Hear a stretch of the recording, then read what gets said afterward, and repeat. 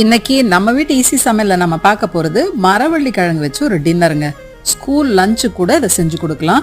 நிறைய health benefits இருக்கிற இந்த மரவள்ளி கிழங்க அடிக்கடி வீட்டில் செஞ்சு குழந்தைங்களுக்கு கொடுங்க, நீங்களும் சாப்பிடுங்க. மரவள்ளி கிழங்க தோல் நீக்கி துருவி எடுத்துக்கோங்க. துருவின மரவள்ளி கிழங்க 10 நிமிஷம் ஆவியில வேக வச்சு எடுத்து வச்சிடுங்க. வெந்த மரவள்ளி கிழங்குல கொஞ்சம் எடுத்துக்கிட்டு பொடி செஞ்ச ஏலக்காய், தேங்காய் துருவல், சர்க்கரை, வெல்லம் சேர்த்தா இன்னும் சூப்பரா இருக்குங்க. எல்லாம் சேர்த்து கலந்து சமோசா ஆச்சுல இப்படி பிடிச்சு எடுத்து வச்சிருங்க.